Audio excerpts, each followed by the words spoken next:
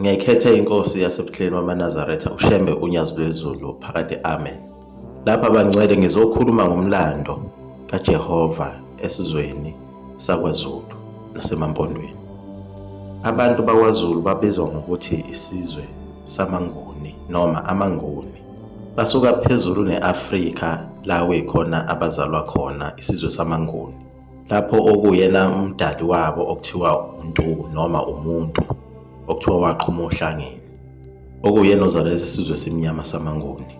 Umuntu lona wazala amadodana, kodwa amadodana akhe agqama kakhulu indodana okuthiwa uMnguni nendodana okuthiwa uMumbu. uMumbu waphuma waya esizweni laseKhongo lapho afika azala khona abantu bakhe akuthiwa abambo Nguni. Okugqame kakhulu khona abantu bakaMkhize okuyibona abayindlu enkulu yalesi sizwe sabambo. Enye indlu yamaNguni inkosana yakhona kwaba uGumede. Okuyena uGumede ozala isizwe ekuthiwa esamaNtungwa Nguni ngokuyigaba zamaNguni. Igaba zamaNguni ke khona amaNtungwa Nguni, abambo Nguni, amalala Nguni, amadebe Nguni. Umuntu lona zikhona ezinye izindlu zakhe ayizalayo engeke sikhulume kakhulu ngazo lapho kuphuma khona nabathwa, kodwa sikhuluma ngezindlu ezinkulu ezabanguni. Lesi sizwe samaNguni sasihlala kule ndawo okuthiwa kuse-Egypt naku-South Sudan, nakhona kwa-Israel besitholakala. Sabe sesixoshwa izimpi ezinkulu ezenzeka ngesikhathi kufika ama-Romans, isizwe esekuthiwa isizwe samaRoma nesizwe samaGreek. Ngesikhathi i-Afrika esikoloniziwe uqala izimpi ezinkulu phezulu, isizwe samaNguni uNkulunkulu wasithatha wasehlisela ezansi e-Afrika. So leso sikhathi okwabe sekubulawe khona noJesu kwa-Israyeli, sekuthathwa abantwana baka-Israyeli bayiswa phesheya kweyilwandle beyosebenza khona, belayishwa emkhunjini beyothunjwa. Leso sizwe sisekhona njengamanje sama-Israyeli sekuthiwa ama-Black American Negroes. Kodwa uNkulunkulu le ndlu kamuntu kaMnguni wayithanda yona ngoba wayithatha wathi ayehlela ezansi. Yabe seyishintsha ngisho ukwembatha kwayo, yambatha isikhumba ngoba yayihamba iy'ndawo ey'ningi, ihamba yehla yenyuka. Sasingasekho nesikhathi sokuthunga ngoba indwangu naleyo suke uyibona igqokwa ezingamabhayi kwa-Israyeli kwakuyindwangu eyayigqokwa yiso lesi sizwe lesi. Kodwa uNkulunkulu waseyipha enye indwangu, uhlobo lengubo ezoligqoka lesikhumba ngoba babehamba behlala kuzo zonke lezi zizwe behlabeza ezansi ne-Afrika. Uqhubeka izimpi nje le ko-Israyeli, uNkulunkulu lesi sidlu usesehlisele ezansi, usesifihlile khona. Usibiza ngokuthi isizwe esingqondwizi sobala, sifaka amabheshu. Kodwa imithetho yakho uNkulunkulu asikaze siyiyeke lesi sizwe, sasalokhu siyigcinile.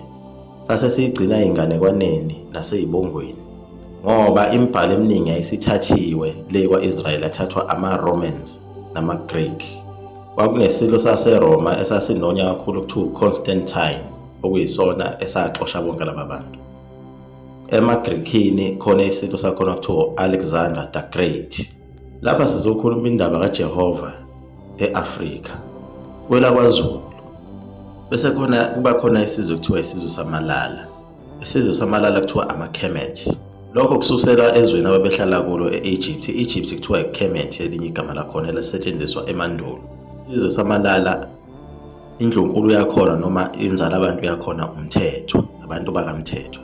Nabo abagcine behlile phezulu e-Egypt bagcine bezozinza ezweni laseMozambique.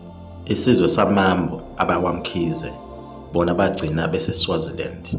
Kwase kuthi saMantungwa Nguni sagcinela endaweni yaseMpangeni kuthiwa kuseNdlangubo eMandawe, esasiholwa khona uMalandela. Sabuye safuduka kule ndawo, sakhuphuka njalo sawufika endaweni ekuthiwa kwaNobamba eWinene. Lesi samalala akaMthethwa sasuka eMozambique seza kule ndawo esekuthiwa ikwesakaMthethwa ngaseMpangeni. uMalandela lo uye ozala uQwabe noZulu endlini yakhe enkulu ebazala uMazulu noZinja. Le ndaba iyadida ngoba kuthiwa labantu njengoba kuthiwa indaba eseBhayibhelini, indaba yabo laba banguni ngoba uQwabe noZulu utholakala kwenzeka isimo esifanayo kuyena nesimo esenzeka eBhayibhelini kuJakobe no-Esawu, lapho abaye bangakhona ubuzibulo nobukhosana, okwagcina kuwine khona omncane eBhayibhelini okuthiwa uJakobe. NakwaZulu futhi kwenzeka into efanayo, uQwabe noZulu. uZulu wayemncane ehlala ekhaya noma wakhe enakekela imfuyo, kodwa uQwabe wayehlala ehlanzeni, ehlala ezingelela uyise. EBhayibhelini uJakobe wayehlala ekhaya nomama enakekela imfuyo, no-Esawu wayehlala endle ehlala ezingelela uyise. Ekukhothameni kukaMalandela kufanele kuhlale inkosana yakhe uQwabe esihlalweni, kodwa umama uMazungu wayenqaba nefa likamyeni wakhe uMalandela ukuba libuyele libe sesandleni sikaQwabe, ngenxa yokuthi naye uMazungu wayenezinkomo lapha ekhaya ezazikhona.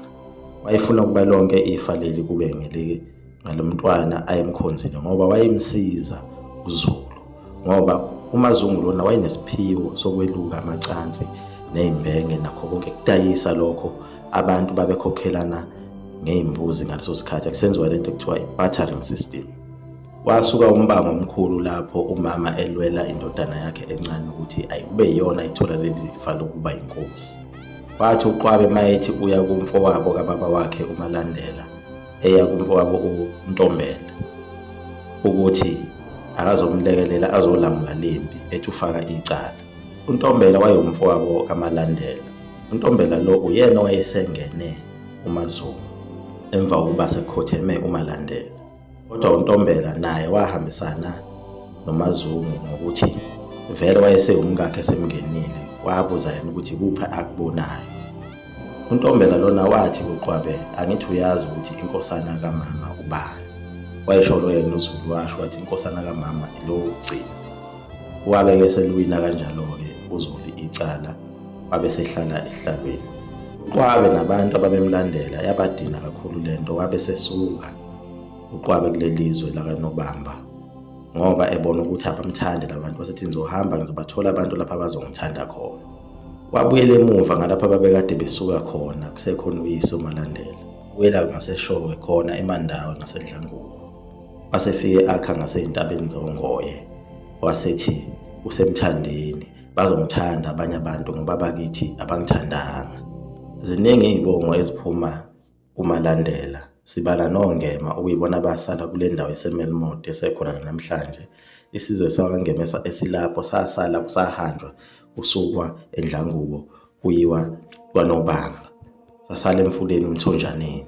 Le bamba lapho iguma eGwedlela makhulu uScope Ngenzani, umzukulu kaMafutha Mkhovu, uDuwe Intombi neSoka. Amen. Inkosi ibusise nikuzwile. Lalele isigaba sesibili ngokuzayo.